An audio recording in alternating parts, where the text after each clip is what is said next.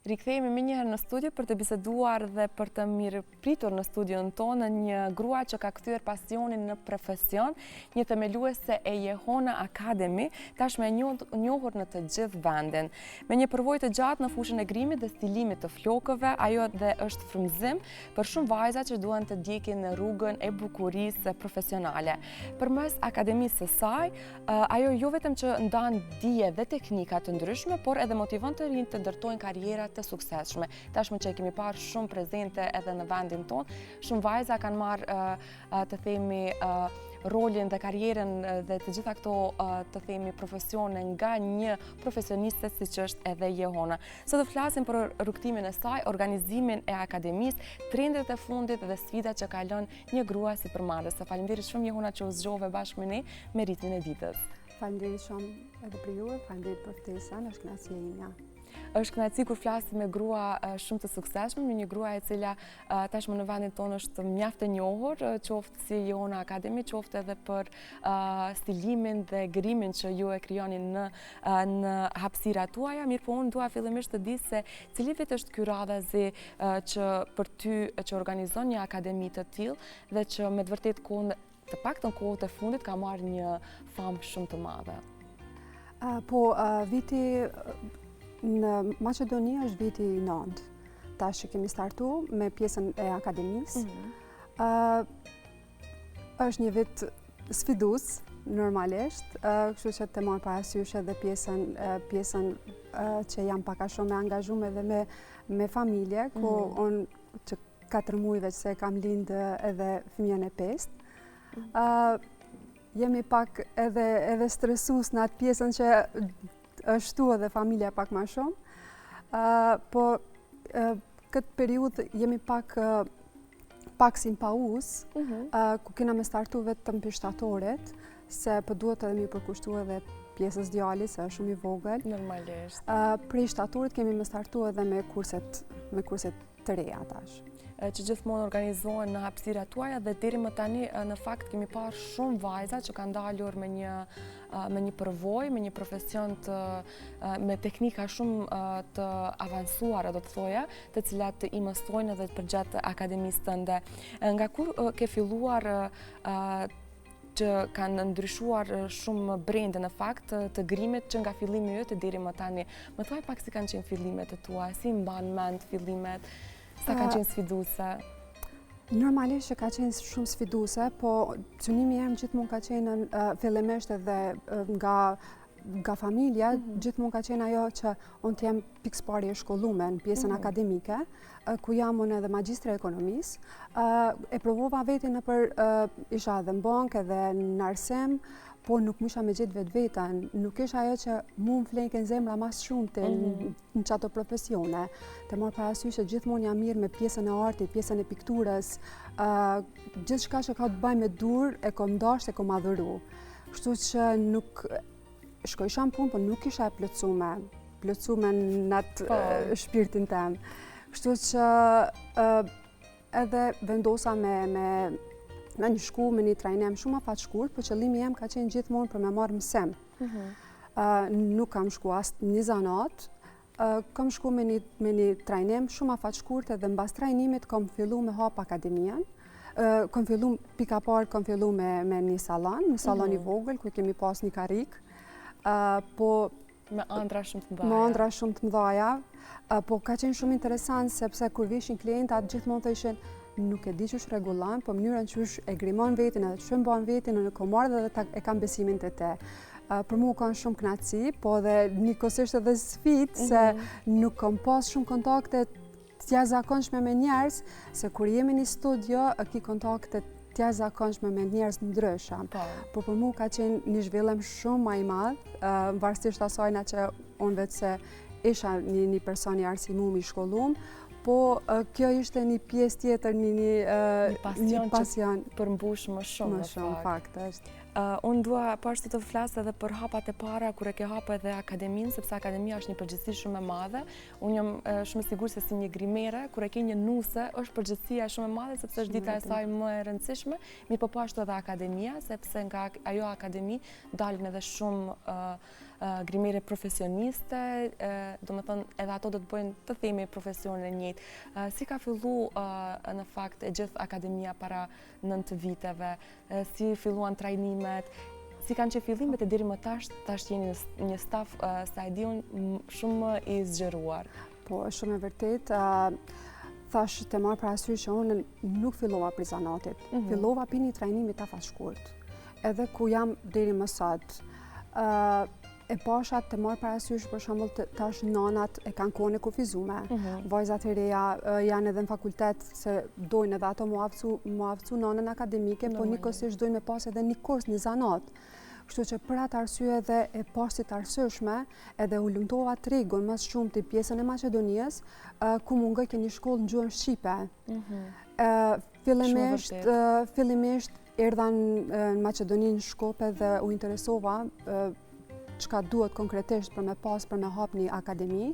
Unë u dash mas pari më nënshkru disa dokumentacioneve, disa procedurave shtetërore që unë më bo shtetase Maqedonisë për me hap një akademi. Normal kjo nuk është bo për një det, është bo për një kohë shumë atë gjatë, që edhe mu thjesht më ka kushtu edhe u kanë shumë sfidus për mu, po ja ka vlejt. Edhe është shumë kënaqësi kur i shoh tash që kemi mosha shumë ndryshme të nxënësave, ka raste kur vjen qika me nanën. Kështu që është shumë interesante dhe është kënaqësi se prej moshës 14 vjeçare, momentin që e kryen shkollën fillore, kanë drejtën për me ardhë me kry pjesën akademien. Po kemi edhe moshat ndryshme që është 40 e 50 vjetë, që e ka pas ëndër gjithmonë, por nuk ka mujtë një realizu se na për studio gjithmonë është dash me shku në kohë gjatë. Pate obligime, s'pate obligime, je kanë e detyrueshme për me shku. Kështu që e kanë mundësin tash me një periudhë shumë të shkurt, me një kohë shumë të vogël, me marë edhe më bo profesioniste në profesionin që ti e danë make-up artiste ose stiliste e flokëve dhe kanë shumë rezultate, ku unë e kam falënderime shumë të mëdhaja për nxënësve të mia që unë thjesht jam bo sebeb që ku ajo është bo e panvartë. Se të marë parasysh që edhe pjesa estetike është shumë një biznes profitabel. Është një biznes shumë i mirë, po mbi të gjitha është një biznes që të motivon shumë, për arsye se ka të bëjë me të bukurën. Është kënaqësi kur na i shohim i gratë, për shembull, kur tu hecë tu të falenderu. Wow, faleminderit, jam shumë e kënaqur, jam shumë e lumtur. Kështu që na jena hala më të lumtura në këtë rast. Jam e bindur që kur bëhet puna me shumë vullnet dhe me kaq pasion, siç e bën edhe ju punën, jam shumë e bindur që edhe energjia rikthehet deri tek ju, sepse siç e thet ka të bëjë me të bukurën dhe kur gratë janë të lumtura dhe bota lulëzon më ndryshe. A ka pasur ndonjë moment emocional gjatë trajnimeve që e mban mend gjithmonë, ndonjë trajnim që ndonjë vajzë, ndonjë storje të cilat të ka lënë të themi pak a shumë kështu me më shumë bresa që e mban mend gjithmonë? Kemi pas shumë grupe, kemi pas shumë nxënësa. Shumë vite. Ka shumë vite.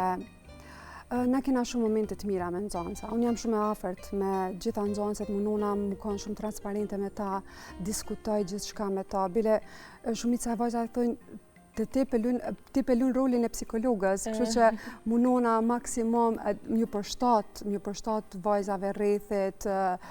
Kështu që ka raste ndryshme, po është shumë e mirë ajo që gjithmonë e mbajna kontaktin edhe mas trajnimeve. Bile kur e kryen trajnimin, gjithmonë fillojnë edhe kajnë, thonë i jena mësu me ty edhe ju vjen interesant. Po e mirë që kanë kaluar bashkë. Po që kanë kalu shumë mirë. Kena kalu zakonisht gjatë periudhës mënomi me kalu shumë mirë dhe mi mirë kuptu. Çka mu më kish pengu mas shumëti dhe çka shprehen vajzat e onë është jo liria. Kështu që kam vajza që me ditën e parë vjen tu kajtë dhe gjithmonë me ato problemet që nuk më kanë leju, kam ardhur me zar, nuk e di që kam ja dalë, se po më tërqetet edhe trupi kur pe diskutoj këtë pjesë, kështu që s'kisha pas qef me ndodhë që ajo pjesë. Ndodhë shpesh Johona kjo? Ndodhë shumë shpesh. Ndodhë në moshat më të reja? Të gjitha moshat. Është shumë interesant, është një dikuri shumë e keqe që nuk kisha pas dëshirë me ndodhë, se studia është, na jemi këtë gra. Pse? Pse mi ndalua jo e drejt e liris? Pse mos më marr në hap të parë. Po fillimisht e merr një trajnim. Ajo aftësohet. Ajo nesër ka me hap një biznes, bote panvart.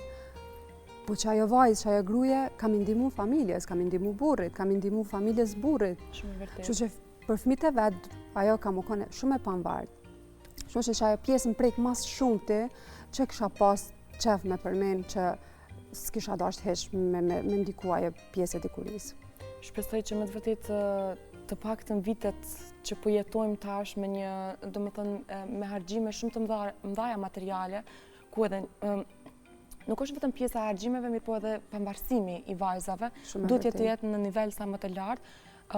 Ne kemi në rreth shumë vajza që përfundojnë edhe studimet dhe pastaj nuk ju lejohet punësimi, qoftë nga familja, rrethi apo faktorë të ndryshëm, është shumë e rëndësishme që vajzat të punësohen, të pambarësohen dhe pikërisht me një profesion ku ja të themi janë vetëm vajza rreth tyre. Dhe është një profesion shumë profitabil, është një profesion i cili ndoshta mund të sjellë më shumë para të themi se sa mashkulli në familje, mirë po shpresoj që me të vërtet këto raste sa më shumë të në fakt të zhduken në total, sepse janë bërë shumë vite, kanë kalu shumë gjenerata, është koha që me të vërtet të avansohemi dhe të ecim përpara, dhe asnjëherë mos të flasim për tema të tilla dhe shpresoj që edhe në studion tënde nuk do të ketë më raste të tilla.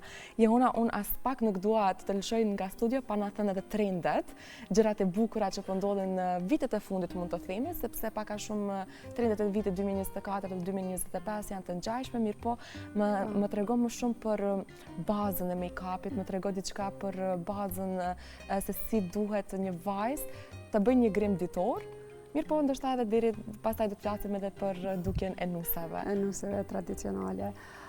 Po, shumë e vërtet tash veç se vajzat janë vedisu, nuk është sikur grimet më herët që i bojnë kanë qenë pak ma full make-up, tash shumica e vajzave e kanë make-upin më të lehtë, përditshëm me një glas, pak shkëlqim të fytyrës, ma shumë i kushtojnë rëndësi tenit fytyrës.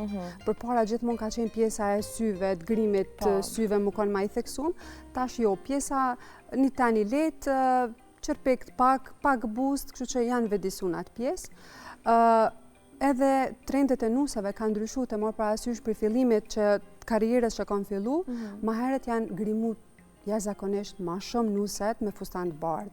Frizurat i kanë pas gjithmonë ma të nalta, tash kanë ndryshu, me fustanat bardhë është trendi shumë ma i thjeshtë, shumë ma i thjeshtë.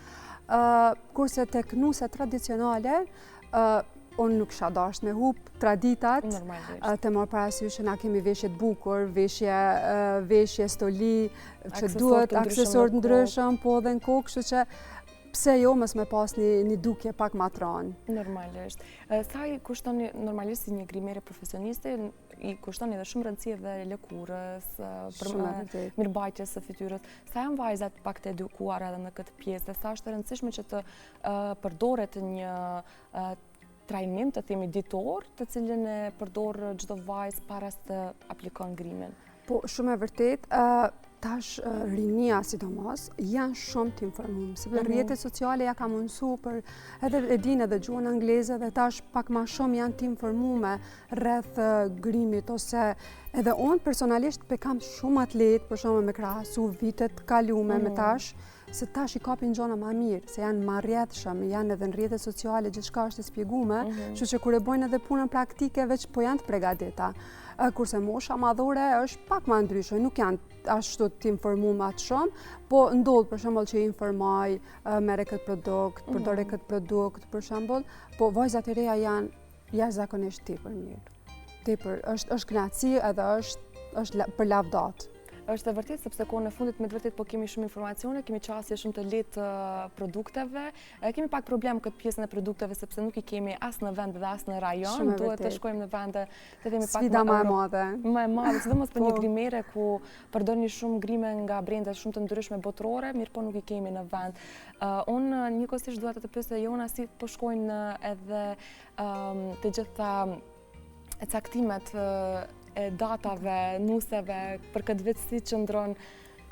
Po, zakonisht fillojnë ndodh që edhe para 2 viteve veç bojnë termine për rezervimin. Po, kemi 2 menaxhere që mirën me këtë pjesën e termineve.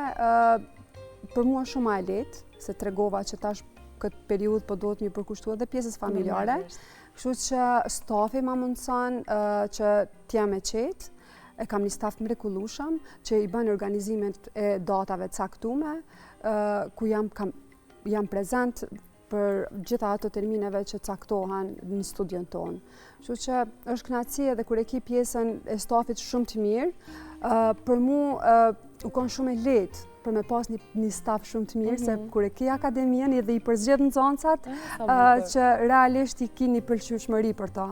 Edhe për mua personalisht është shumë e lehtë dhe një qasje më e mirë tek punëtorët. Tani sa persona jeni në staf jona? Jeni një staf shumë i madh? Jemi një staf shumë i madh, të morë parasysh që jemi edhe në Kosovë dhe Maqedoni. Jemi një staf jashtëzakonisht i madh, bile thonë qysh pja del, po kur e kemi të vërtet stafin e mirë, njerëz të mirë edhe e kalojnë shumë mirë, e kalojnë shumë. Jam shumë e sigurt që energjia mbizotron shumë e bukur. Shumë e vërtet. Dhe ndonjëherë nuk ndjesh që po shkon në punë, thjesht je në shtëpinë tënde. Mendjes e pres me shku. Se është kënaqësi, unë nuk më thonë që i kam punëtore, po i kam si motra. Edhe kena bashkëpunimin shumë të afërt, që diskutojna gjithçka, se unë shumicën e kohës po rri me vajzat aty. Kështu që e kam edhe një besim të jashtëzakonshëm te ta. Kalojna shumë mirë. Unë e di që grimeret e kanë sezonën më të ngjeshur verën. Do të thënë fillon edhe normalisht edhe pranvera, mirë po vera është sezoni më i ngjeshur. Kur i bën një hona pushimet? Kur është koha për ty? Kur është koha që normalisht je shumë e fokusuar tek familja, mirë po një kohë që tonë edhe të pushosh pak, të dalësh jashtë vendit? Pushime gjata nuk kam shans. Vetëm pushime shkurta për 2 ditë, eja dhe kthej. Sipas termineve. Eja edhe po sipas termineve është pak më problematik. Mirë po është mjaft e nevojshme, sepse je me të vërtet një grua shumë punëtore, një nën shumë e përkushtuar dhe me të vërtet jam shumë e sigurt që je edhe një profesoresh e profesionit tënë, shumë e denjë që sot unë jam shumë e sigurt, mirë po edhe kam parë, e vërtetoj këtë gjë që shumë vajza kanë hapur bizneset e tyre, shumë vajza janë shumë të suksesshme, falë akademisë tënde, falë njohurive që ke nda me to, dhe kjo tregon shumë për një person, se çfarë personi jeni, dhe jam shumë e sigurt që sukseset vetë se kanë të ndalur. Ne jemi në minutat e fundit jona dhe unë dua pak të pyes ndonjë këshill që do të doje të ndaje me të gjitha vajzat, apo nuste që po na shikojnë, apo ndonjë kliente që planifikon që të jetë të grimohet një ditë tek ju? Po zakonisht këshilli kisha dhënë për shembull gjithë atyre që kanë studia, normalisht klientët na vinë paksa të stresuar. Kështu që mos shkojna me një bisedë vërollshme, po gjithmonë jemi të qeta, mundohemi t'ju përshtatemi edhe klientës, se zakonisht, sidomos nuset e reja, e kanë atë stresin. Unë i tham, është dita jote. Kështu që shfrytëzoje, kënaqo, pse po bëhesh nervoz, pse ke me këtë energji, ka dal, qetësoje, kështu që do të më mundu maksimum për me qetësu, edhe me kalu mirë, që ka raste që vjen me atë stresin të dalit të këcy. Se realisht edhe do të me punu edhe në atë pjesën e stresit, se pa marrë parasysh nëse këtë personat vinë edhe i thojnë ti je shumë mirë, je shumë bukur, kur ajo nuk është mirë edhe nuk jetë mirë. Kështu që i kisha preferu edhe studiet, mos ta bojnë atë gabimin e nxituar për shembull, po gjithmonë të mundohen mi mirë kuptu klientat, mundohen mi mirë kuptu edhe nuset që me kalu sa më mirë. Unë jam shumë e sigurt që çdo nuse që do të jetë që ka qenë dhe do të jetë pjesë e studios tënde, do të ndahet shumë e kënaqur, sepse nëse në studio po mbizotron kjo energji, unë jam e sigurt që kur je e ulur dhe duke u grimuar me një muzikë të mirë, me një bisedë shumë të këndshme, jam shumë e sigurt që edhe nuset do të relaksohen dhe do ta shijojnë ditën e tyre më të rëndësishme. Jona, faleminderit shumë që ndave kohë që je këtu bashkë me ne. Unë u kënaqa shumë dhe faleminderit shumë që ndave të gjitha informacionet mjaft të rëndësishme rreth veprimtarisë tënde, jetës tënde, dhe me të vërtetë unë mendoj që je një grua shumë e suksesshme, një nën shumë e përkushtuar, mirë po mbi të gjitha edhe një grua që e ndan diturinë me të gjithë, sepse jo shumë shpesh e shohim të ndash profesionin, teknikat e tua me të tjerët, mirë po ja që puna jote fal kësaj rezulton edhe me shumë vite të suksesshme. Faleminderit shumë. Faleminderit për juve, ishte kënaqësi shumë e veçantë. Shumë faleminderit. Shikues të dashur, shpresoj që e keni shijuar edhe këtë bisedë. Ju tashmë e dini ku të drejtoheni për ditën më të rëndësishme tuaj, jo vetëm për ditën më të rëndësishme, për ndonjë event apo për ndonjë aheng familjar, dini ku të drejtoheni, sepse vetëm aty do të ndjeheni si në shtëpinë tuaj, do të ndjeheni bukur dhe gjithmonë do të delni me energji pozitive nga ambientet e Jehona Academy në Shkup. Ju faleminderit që na ndoqët edhe sot. Ne jemi në fund të emisionit. Gjithmonë jemi bashkë me ju që nga ora 8 deri në orën 10, çdo ditë punë nga hëna në të premte. Edhe sot kishim materiale mjaft interesante, musafire që na i zbukuruan studion. Ne do të shihemi edhe nesër nga ora 8 deri në orën 10 me të gjitha informacionet më të reja nga vendi dhe bota. Si gjithmonë, për dukjen time është përkujdesur butiku Mango që mund ta gjeni në Eastgate dhe në City Mall. Ju faleminderit dhe deri në takimin tonë të ardhshëm. Mirëmbëjtje.